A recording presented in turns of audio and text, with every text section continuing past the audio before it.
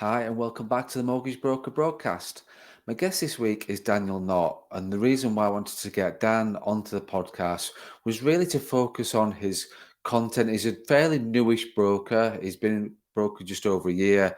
He's been focusing on his content now for a few months, and he's got a decent following on Insta. He's got over 3,500 people following him on Instagram, and he's had some real successes with some great posts about educating clients and stuff like that. But I did want to get him onto the podcast to talk about his Insta. He's started to look at other platforms now, but really sort of focus down, drill down on what he's been doing on Insta, look at the videos, look at the reels he's been doing, why he does them, and what the benefits are of doing them. So yeah, let's get Dan onto the podcast. So welcome to the podcast, Dan. How are you? Very well, thanks. Yeah, just excited to be on. Yourself? Good, yeah, very good, thank you, and excited also to hear about you and your journey in sort of broking so far. We're going to talk about why you went into get into broking, what you've been doing, and really talk about get into detail about your socials. So it's going to be exciting to hear about what you do with your social media, why, and planning and all those different things, Dan. So yeah, looking forward to having a chat and getting to know more about what you do and why you do it. Perfect. Yes, let's go. Brilliant. Fine. So first of all, for those people that don't know who you are, do you want to just give us a bit of a background before you got into mortgage broking?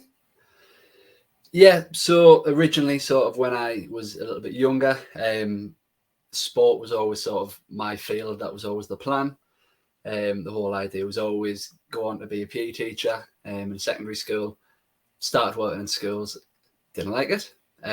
Wasn't what I thought it was, so ended up completely switching. And I started working in PPI, which I worked in PPI for the 6 years prior to becoming a mortgage broker. So yeah, that's what I was doing prior to becoming a mortgage broker. I think Okay. the reason why I wanted to become a mortgage broker was because it was sort of a bit of a blend of the two. In terms of it allows you to work with people, which was always sort of the original passion, and it allows you to sort of work directly with people, have relationships with people, which is maybe a strong point. And also it's got that sort of high attention to detail, high, sort of work rate. And yeah, it seemed like a good blend of the two. Definitely.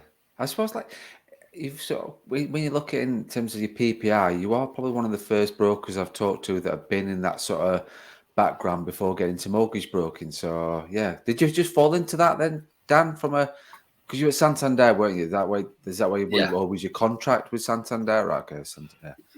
Yeah. So basically when I sort of fell out of love with the idea of working as a PE teacher, I'd previously worked at Santander when I was sort of a student, like on a part-time basis, and I got offered a job there as a contractor. So that was sort of day rate pay. It was initially as a case handler, and then it moved on to being a quality checker. So that's what I did for the 6 years. And yeah, it is sort of something which I fell into really. It was not something I ever planned on doing, but due to the nature of PPI, it was always going to come to an end once all those claims were settled. So yeah, it was a case of needing a plan for once that job did come to an end, which was in 2020. Right, yeah. So you left Santander 2020. So at what point did you always want to be a mortgage broker? Was that always sort of planning and that on the cards? It was due to knowing that the PPI jobs were going to come to an end when I needed a plan. And for sort of maybe the year beforehand, 2 years beforehand, it was something which I was looking into. Always looking into doing the CMAP and things like that. So yeah, it was something which I did look ahead and want to get into. Thankfully, due to the contracting and the nature of it, it allowed me to train and sort of do the CMAP stuff alongside that. And Right. due to the nature of contracting as well, it allowed me to build up some savings, which, sort of is the foundation for getting a start, I think, as a self-employed broker. Yeah, definitely. I think we talked in the past in one of the podcasts, and I always talk about that having that financial stability and security. When you become a mortgage broker, the last thing you need is stressful enough. The last thing you need is the financial pressures behind the scenes as well from day one to start earning money, because you know what it's like. It takes a few months for you to start to get your pipeline going through. So the last thing you need is to have that added pressure, shall we say, even more stress of becoming of paying the bills and paying the mortgage, which is that's not all.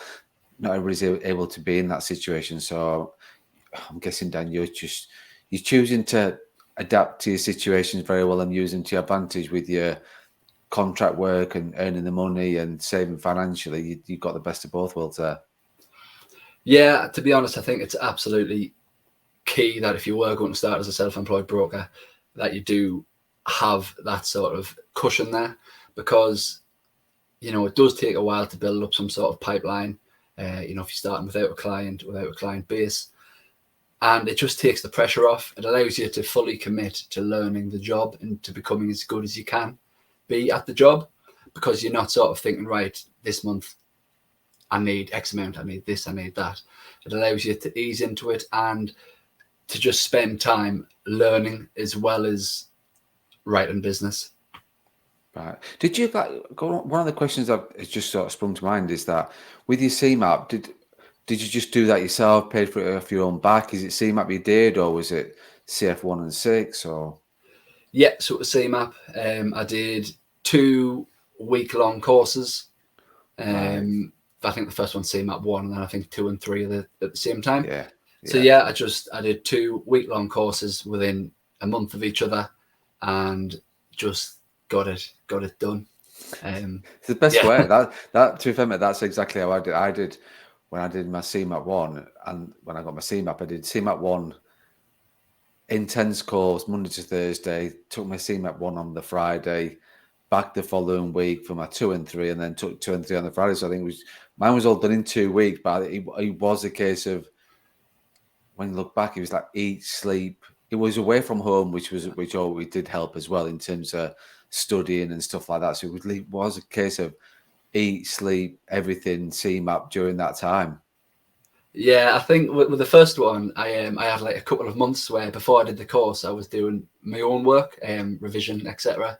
So for the first one, I found it pretty easy because I'd put so much into it beforehand. But then when I passed that, and then the next CMAP started about 5 days later, there was no prep work went into that. So yeah, that one was a little bit harder. But yeah, got it done, thankfully. So you got it done. That's the main thing. Exactly. It opens the doors. Yeah, exactly. And that's the thing, is just as long as you put this sort of time, effort, studying, it's just one of those things you've got to get through. There's no way around it. There's no other course of action you can take. You just got to get on with it, get it done. And but it's quite funny that even though there's a podcast and we do record the video as well for YouTube, when you're talking about it there, you've got a smile on your face. So I could hear sort of like, it was either through the pain, recollecting the pain you went through and smiling about it, I'm guessing by the look on your face. Or you really enjoyed CMAP, which is, if that what floats your boat, then fair enough. I wouldn't say I really enjoyed CMAP. It's it's one of those things. It's just a bit of obviously it's a bit of a pain in the backside, the process. And now obviously once you work in the job, a lot of it, you don't really come across sort of directly every day. So, but yeah, as I say, it opens the doors, doesn't it? And it allows you to then get the start without having to, find a job where they'll train you up and all of this and do your CMAP while you're there. No, exactly. Exactly.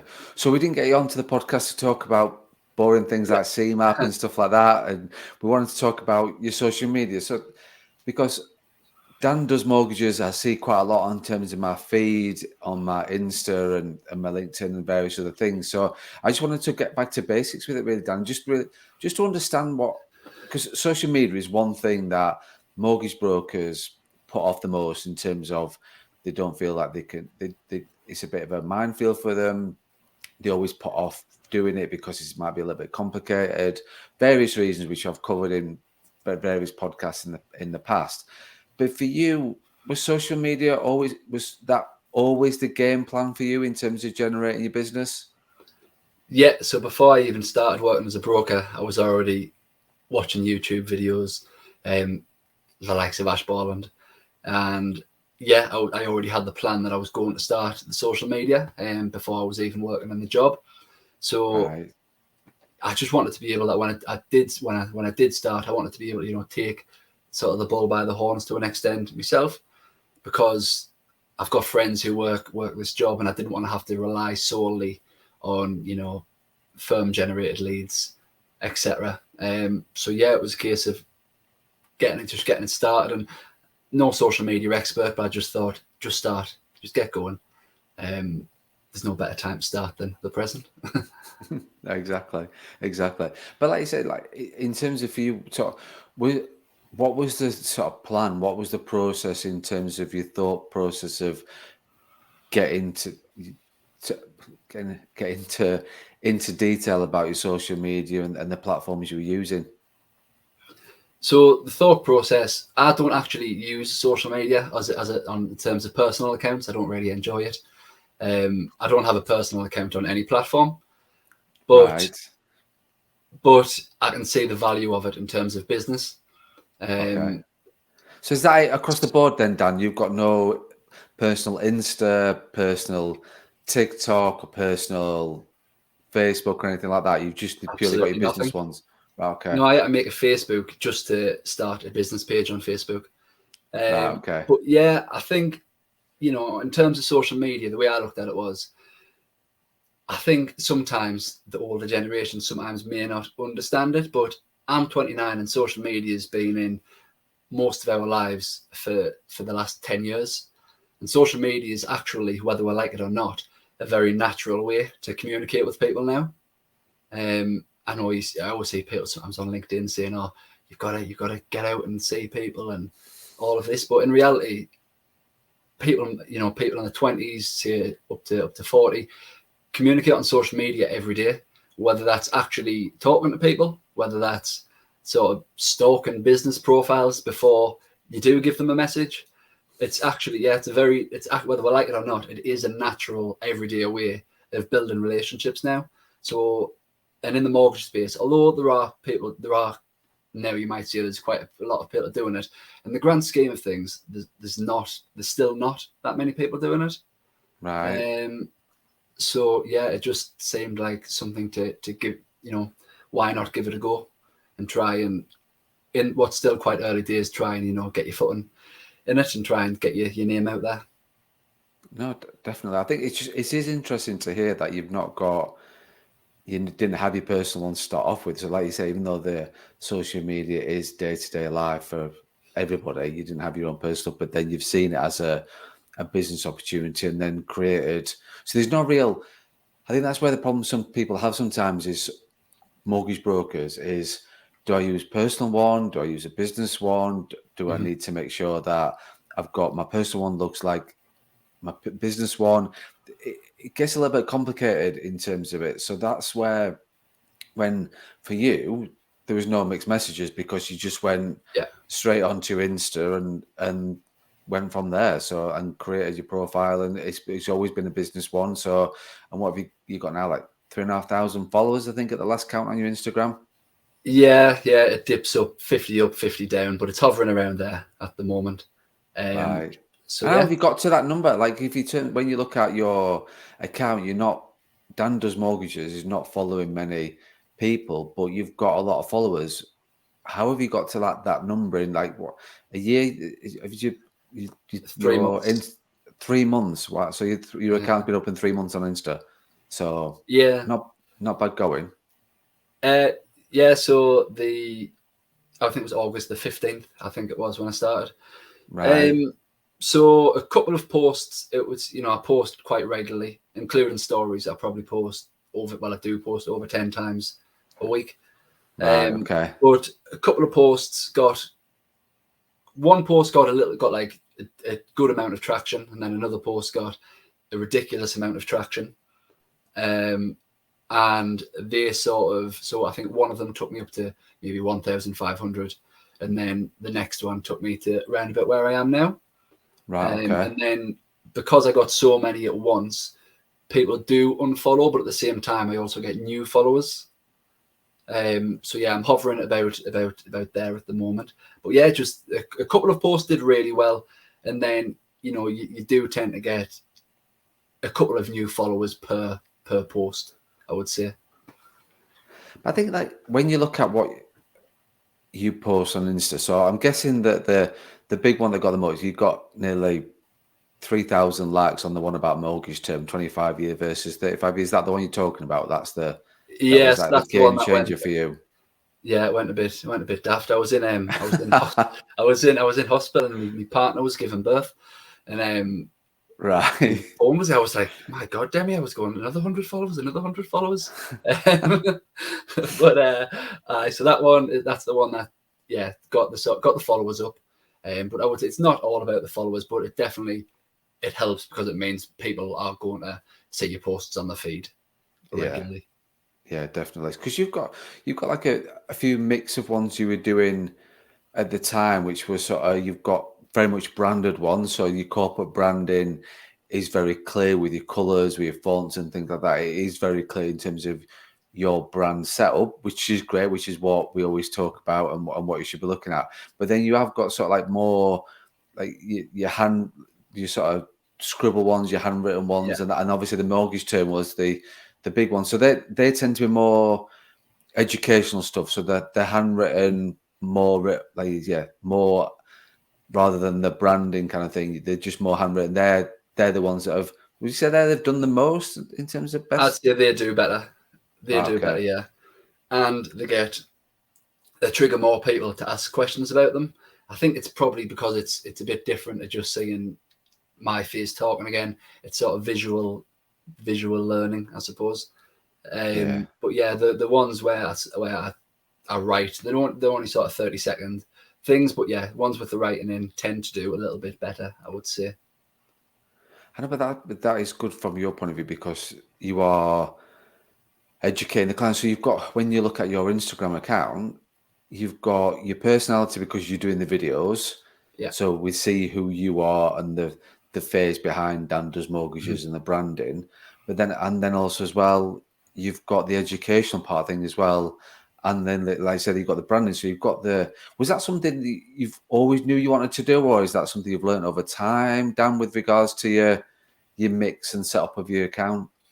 So originally, I think the first sort of 8 videos I did were the first sort of 8 reels I did were the writing sort of reel. However, Right. it is important to get your face on there, and although those ones don't tend to do as well, that doesn't really matter because they're there for another purpose, which is getting your face onto people's grids.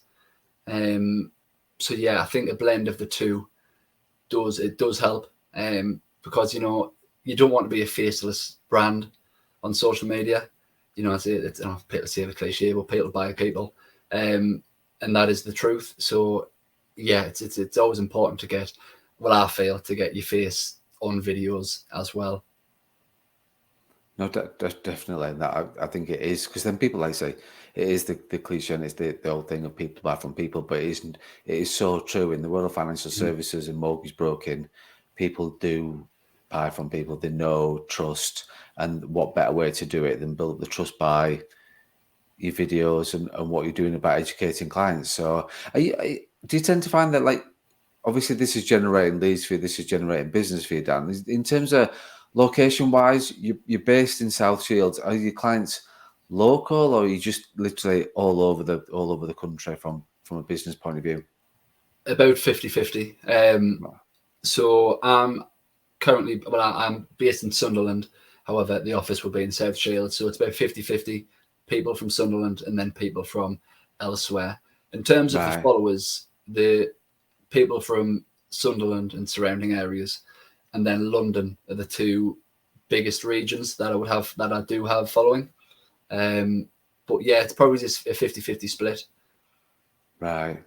Which which that's interesting because like it and that's why I was keen to know about that because a lot of brokers do focus on the local stuff, the locality, like being sort of in their local area within their community and stuff like that. But given the number of followers you've got and the videos you're doing and what you're doing to the reels, then I'm guessing you're going to have 3,500 followers all over the country. So you've just confirmed what my thoughts were really, Dan, in terms of what your business setup is gonna look like. So definitely. So like, where do you like in terms of content when you're doing the videos and in terms of the handwritten stuff? What like what? Because that's where mortgage brokers struggle with content. It's like, well, I don't know what to post about. I don't know what to do. And where did your thought process go? Have you got a plan of attack with that? Do you have a sort of taking through people through the process? What, or is it just literally, oh, I'll think about that today and I'll do a video about it? To be honest, it's not an area which I really struggle with in terms of thinking of ideas, because I think Right. it was Anish said when he was on the podcast, I'm the same. I've got lots of things written down in spreadsheets, and I Right. don't think people really I don't think people would have a problem thinking of posts to make. I think people more have a problem that don't know what is a good social media post. So people might Right. think, oh, I don't know, can you post this? Can you post that? Whereas everything is a post. Every single part of the day is a post. That's the way I see it. I've said before, every day I'm going to get asked a couple of questions. I might ask a colleague a question. A colleague might ask me a question. I might deal with a self-employed client, a bad credit client. I might do a decision in principle. I might run an affordability check. I might have to look through somebody's debt to income ratio. That might be tight. And all of those things are things you can post on social media. And with every topic, there's probably 4 or 5 different posts there. So with a bad credit client, you might have a review. You might have a story about a bad credit client, just telling, oh, this person came to me with this problem and this was the end result. You might have a post, an informational post, a video saying this is what an arrear is, this is what a default is.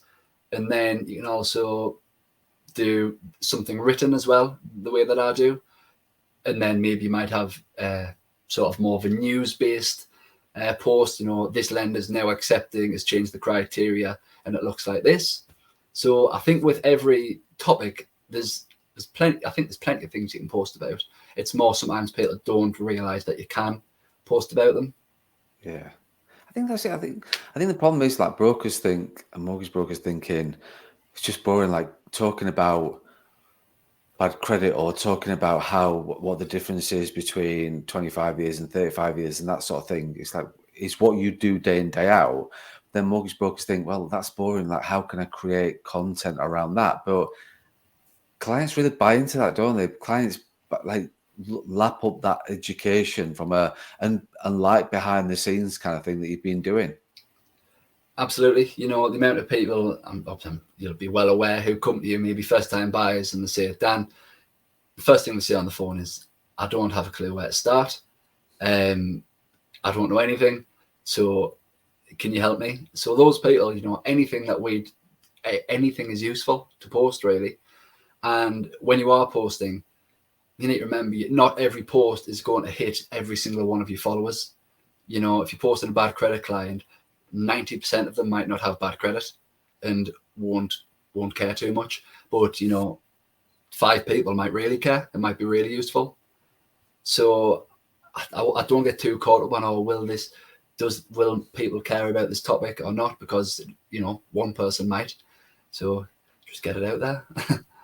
No, I think you're absolutely right. I think people worry too much about what they're posting rather than actually just getting it out there. And you talked about Anish was on, like say, was on the podcast a few weeks ago, and he just sort of he's shooting a lot of videos and a lot of content just off cuff and unplanned, unscripted, and just getting it shown. I think that's where you can just get too hung up on actually the script, what you're saying, what you're not saying. It's just like, well, people want to see the personality. Yes, people mess up, people do things like that all the time. But if they see that personality behind it and just think actually, this is unscripted, but really what Dan's talking about makes sense, and I'm understanding things better than now, then that's got to be like a win. Just like you say, just get on with it, don't you? Yeah, I think when I first started as well, I fell in the trap of, I would try and write something down and think, right, I'm going to say that. And what happens is you can't remember it. You stop actually thinking about the topic and you're trying to sort of read that. And then a few of my friends were texting saying, Dan, you sound like a robot. So and what great feedback. That's the yeah, constructive feedback that you need, isn't it, from your friends? exactly. Well, the lads, friends were sending voice messages into group chats, going, I am Dan. And so they were right though, and they were right. So from there, I switched it up. I just put it out. I spoke about the topic because I understand the topic. I do say a few times, as we all do, but that's fine. I'm not. My career isn't speaking in front of camera, so it's just get it out there, and also it saves you time. The difference of having the perfectly polished story compared to just getting the content out there, getting the information out. In terms of the time, you're better off just getting the job done and getting it posted. Yeah, exactly. And that's the thing. It's just like I used to use Big View. So Big View is like, I don't know if you've heard of Big View. It's like a script. I spent loads of time writing scripts, got it in Big View, got them looking at the camera, like making sure I'm looking in my eyes with the right place. But then it's like you said, and that made me smile when you said that. You forget what you're actually saying. Yeah. Because you can because it's something and talk well and can talk about. Well, just talk about it then, because I thought to myself when I was doing it, I was more worried about the script, and I forgot actually what I was talking about because I was just following the script. Whereas then, and I got that feedback as well from a friend saying, like, "Who's that? Like, that's not you. Like that that's not your personality kind of thing." And I got a little bit. They say you get a little bit of a stick for that, but then, like you say, you want to be that personable person, don't you? Want to get those sort of little things that you say again, like the ers and the so's and the what, like, do you know what I mean? The little to repeat. Well, that's all fine. In terms of like because when I look at like your early videos and you've got your background and like your branding, but like with the hello stuff, is that like what do you chew it on, Dan, in terms of like, is it a phone? Have you got like what's your setup with regards to doing the videos? So originally, those ones you're talking about were set up with proper equipment. I don't know what a proper camera and proper microphone. I don't know what they are, but that's what I used. Now it's just purely iPhone. It's just purely iPhone. It means I can do it from home. It means if I haven't got anything to post, I can just do it instantly.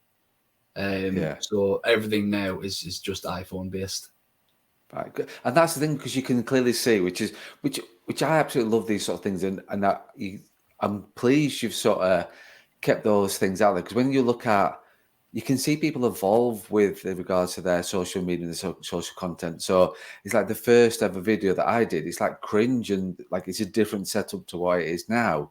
But you just leave it out there because, like, well, that's your journey in it. That's where you've started and that's where you've come. So, like, look at your Insta account, and in terms of, like you say, the first ones, you've got the background, you've got the lighting, you can, and then you've got your shirt and tie on. You can see that, and then it sort of then changes all of a sudden to then it's like more of a casual look. It's got a white background. It's sort of, you can tell it's shot on an iPhone, because obviously the iPhone cameras are fantastic anyway. So like you can using those. So it's a clear shift change. And is that something that you were aware of, Dan, or was it somebody that gave you feedback on that, or somebody you work with to look at changing your branding, so to speak? No, to be honest, I don't really even think that the original ones there was anything wrong with them. It's just, and I think I'm still trying to find the balance, and I may never find the balance. But it was pure, as much as anything. I always wanted to do video posts in normal clothes. I don't go to sleep in a tie.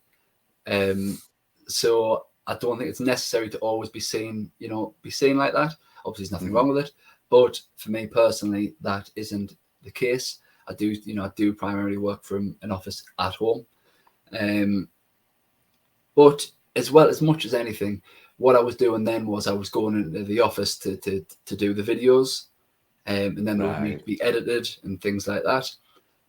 And it's when you obviously you are working full time as a mortgage broker, it's just for the time, it's easy enough now just to record an Instagram reel and get them out there. But as I say, I am still trying to find the balance.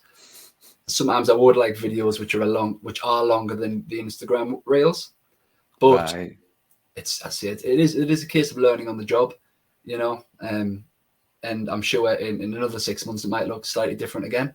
But it's just a case of learning on the job, doing what you think's right at the time, and then seeing what the results are. And if it doesn't go well, then you learn from that and you can adapt if necessary. I think that's it. Like you've got an honest, like your reflection then on what you've been doing is that you're giving a very honest opinion. You're not too hung up on things might change. You will adapt to your situation. They will look your reels might look different in 6 months' time and things like that. And it's just about.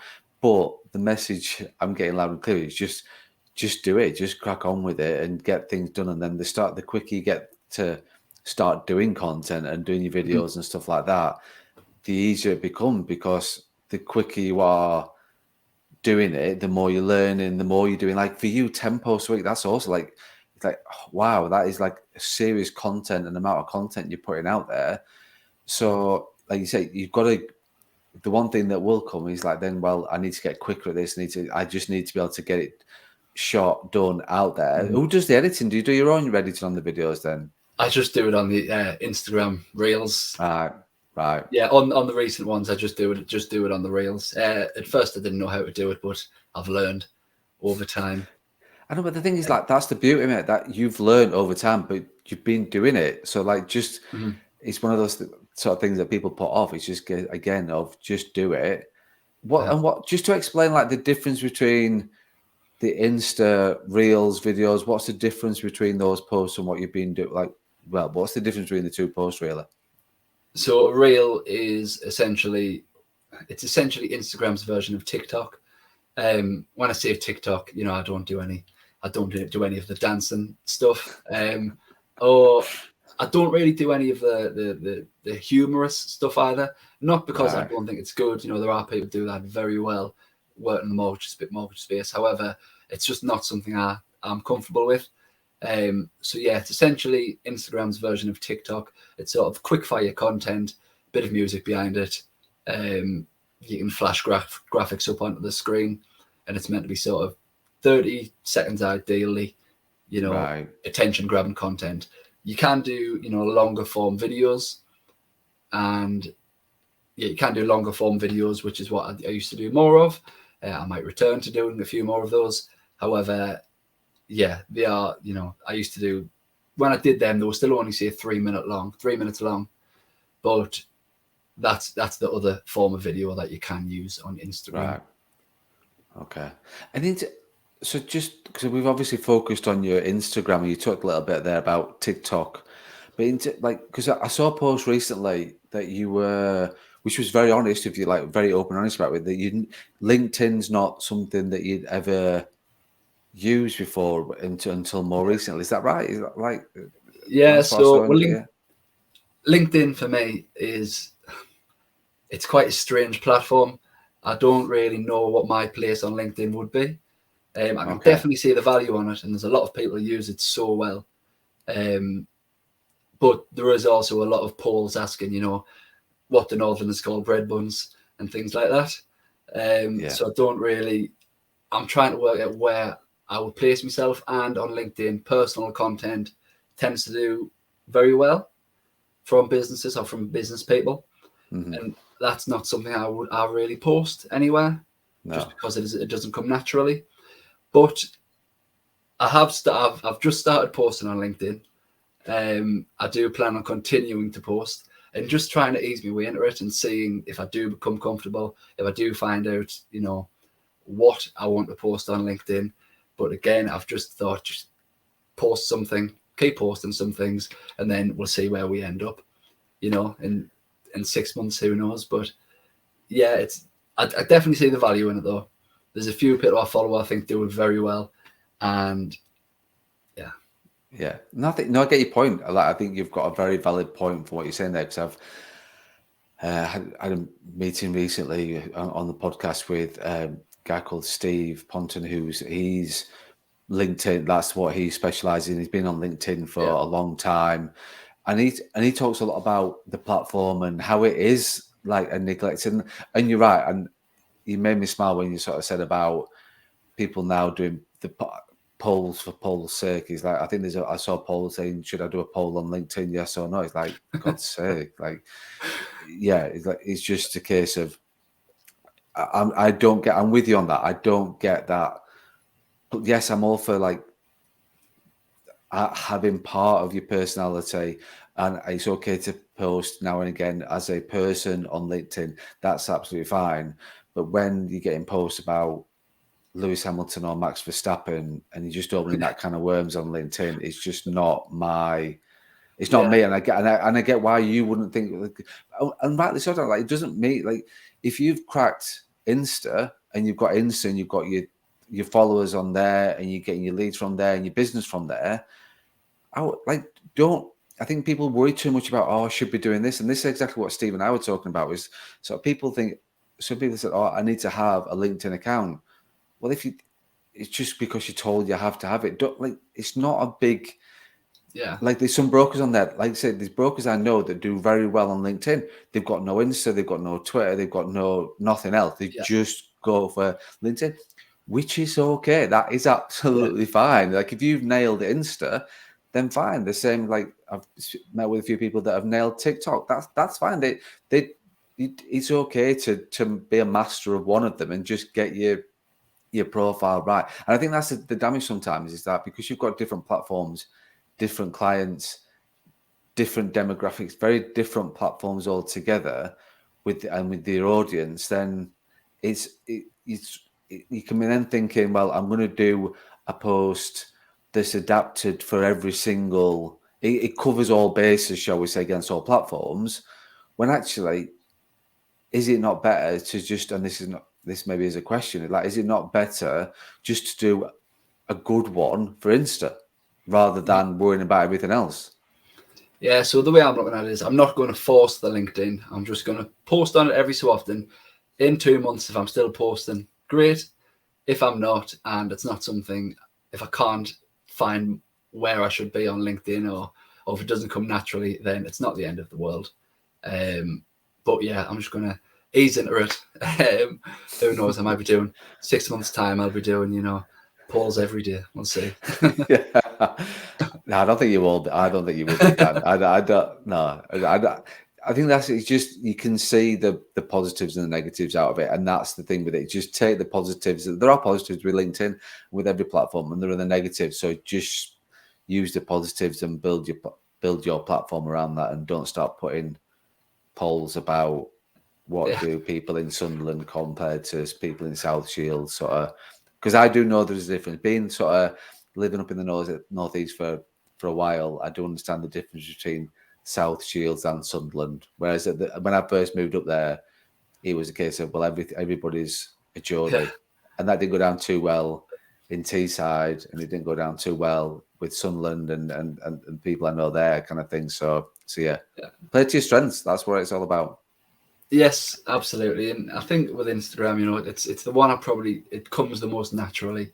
So that's why I'm there for now. But yeah. And in terms of your post that you're doing, then Dan, are you sort of shooting them and then releasing them very quickly, or have you got loads in the locker that you've got them all planned in, structuring? You talked about spreadsheets, so have you got everything? Is it all sort of like very well organized, well-oiled machine, and you record it, and you know that it's recorded so many days, weeks in advance, and things like that? Do you know what I mean? Sometimes it is, sometimes it isn't. So there's plenty of ideas there, but in terms of actually recording them, ideally on a Sunday I would do the reels for the week and Right. captions for the week. About half the time I do that.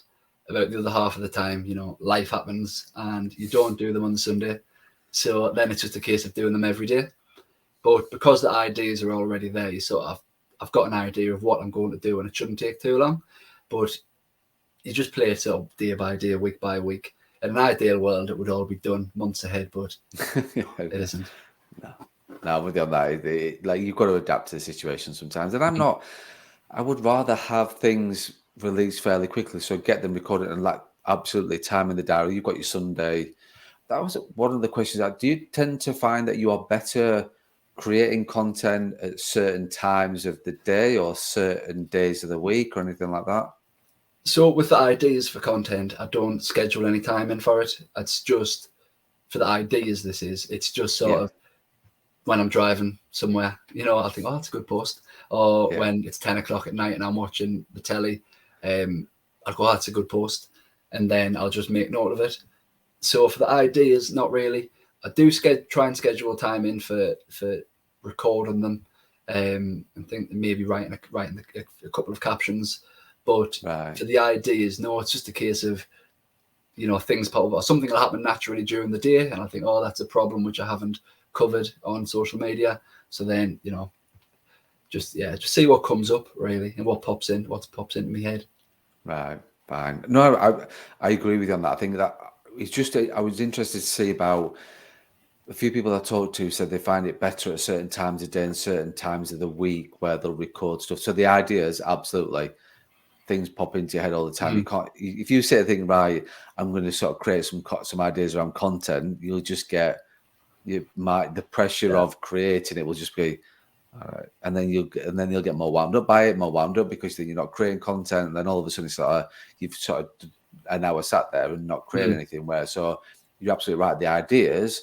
It was just interesting because I know that I schedule time each week to do my recordings of the videos. So it's a Mhm. set time, same time every single week. I know at a certain time of day that I'm better at recording a video than I am than another time of the day. So I just find that planning works better for me, and I was just interested to see what your thoughts were on that. Yeah, so for actually recording them, it does tend to be scheduled in. Um, Right. it's either if I don't do it on a Sunday, it'll be a Monday, or I tend to use my recording time when my newborn is in the house because I don't need to concentrate too much when I'm doing them. So it's pretty relaxed, sort of relaxed work. So yeah, sometimes it's a Monday morning. I'll be recording or writing captions for the ideas. So yeah, either Sunday or Monday morning. I like to, if I can, get the bulk of it done before the week starts, so that you don't have to, so that you can just concentrate on the job after Yeah. that, rather than every day thinking, oh, I need to post something at 6 o'clock and I haven't done it yet. It's not ideal. Sometimes it ends up that way, but it's definitely not ideal. And in terms of just something you said there, do you tend to post? We know you said you like 10 times a week, I think. Do you tend to post at a set time every single day? About 6 o'clock. Right. Okay. Yeah, so 6 o'clock tends to be the best time for views and engagement.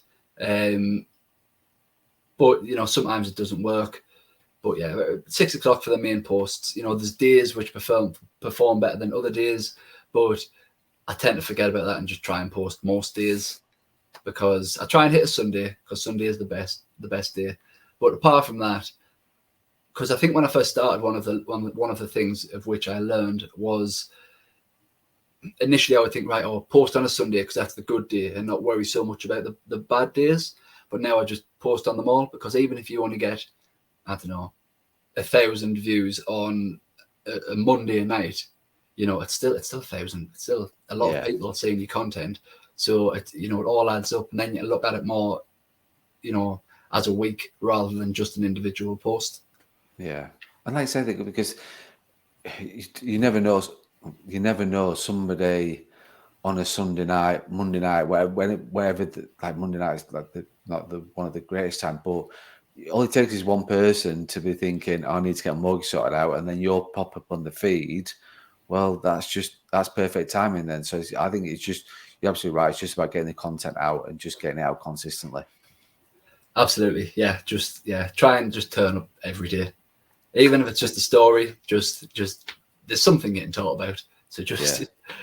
just get it done. 6 o'clock. No. No, like you said, you just get it done. I think that's the thing is you just got to just get on with it and just get it done and stop putting it off. So, Yeah. what does that in terms of your plans then in terms of with your content and your social media stuff? Then Dan is it just like business as usual? Like the future for you? Is it going to keep doing what you're doing with the reels and the videos and stuff like that, or any changes, anything like that planned? So I do have some adjustments which I think I need to make in terms of the Instagram. Sometimes I'm Right, conscious that the account looks like an Instagram account and not like I actually am a mortgage broker every day, and it is my actual job. right, Um, okay, so right, okay, yeah, sometimes I think maybe I don't make that clear enough. Um, and rather than just being Instagram poster sort of thing. So I feel like I need to make that clearer and more posting content of which shows an authority on the subject more so. Um, right, because I'm wary that I maybe don't do that enough because although the reels are great and the easy viewing, sometimes I think that I need to post more in-depth stuff, sort of just to show yourself as an authority rather than again just an Instagram account. right, okay. No, which is again great self-analysis and self-aware that that's something you need to Mhm. develop, because some people will be just like happy going back. Well, I've got 3,500 followers on Insta. I'm growing that. I'm posting. It's getting views. It's getting like, and that's the thing. Well, that's all well and good, but you're constantly looking to improve, adapt, and drive and move forward. Yeah, you've got to. As I say, I didn't start as I'm not. I'm definitely not. And when I started, I didn't really have any idea what I was doing apart from post regularly, um, and just learn on the way. So yeah, there are adjustments which I'll be making. I plan on making, but we'll see how it goes, I suppose. But yeah, the little thoughts that I have all of the time. But as I say, in 2 months there might be something else, which I'll be looking to change. Definitely. No, that's brilliant, man. I think that's like I say, you've got to look to. You've always got to. You can't rest on your laurels, can you? You've always got to No. continue to look to improve what you're doing, how you're doing it. Because if you don't, then you'll just get caught by everybody else, and that's the last thing that you need when you build up your brand like you've been doing over the last few months. So, Dan, is there anything else that you've been doing that we're not covered in terms of social media and talked about? Not so much what I've been doing, but I think a point which sometimes gets sort of overlooked is that I think that social media, it has a real benefit for the client as well as just my exposure. I do think there's a real benefit for the client. You know, traditionally, or how I would have, or how I found my mortgage broker, it's just your mum's friends, cousins, friend from the pub know somebody who's a mortgage broker. You don't know anybody else, so you just think, looks like I'm using him. So that's sort of what I did. I didn't really enjoy using my mortgage broker when I bought my first home. Didn't really feel comfortable with them, um, but I just used them because I didn't know anything else. Yeah, But now, because use myself as an example, because I'm posting content every day, people can follow the account. They can, they might just watch the account for 6 months, never engage, watch the account for 6 months, think, right, do I trust this person? Is he approachable? Do I want to have this relationship with this person as my mortgage broker? And they get to choose you, and that allows them to have a lot more of a comfortable and involved experience. Most of the time, what happens on my account is people follow the account. They'll probably see me answering questions for people on a daily basis, pretty much. And then one day they might pop up and say, right, I'm looking to buy a house in a few months. This is my scenario. What do you think about this? And then I'll answer that question. And then before you know it, hopefully they want to use you and they choose you as their mortgage broker. mhm, So I do think there's a real advantage for people. And because in the same way that when you see sort of celebrities who you see on the news all of the time, you sort of feel like you know them. If they're seeing you on the Instagram account every single day on their feed and they're checking your posts every day, they're watching your posts every day, they're just going to feel a bit more comfortable with you, as if they know you. mhm. And that avoids situations like when I bought my first house, and I didn't like the mortgage broker. It makes it a lot more of an enjoyable and comfortable experience, hopefully for the client, or that's what Yeah, I think, and that's what I sort of place importance on. definitely. And that's a great way to look at it, and the only way to look at it really from the client's point of view. And like you say, and you're talking from real life experience of buying your first home, and that wasn't a great experience, and you're learning from that, which is so important. So definitely. Dan, thank you so much for your time. Thanks for sharing, first of all, your journey to broking, what you've been doing and focusing on, and how, why, where, what you're doing with your content. So, and yeah, like the listeners will really benefit from hearing about you, what you've done, and why you chose to focus on your content on Instagram and what you've been doing. So, thanks very much for your time, mate. Thanks very much for having me on. Yeah, cheers.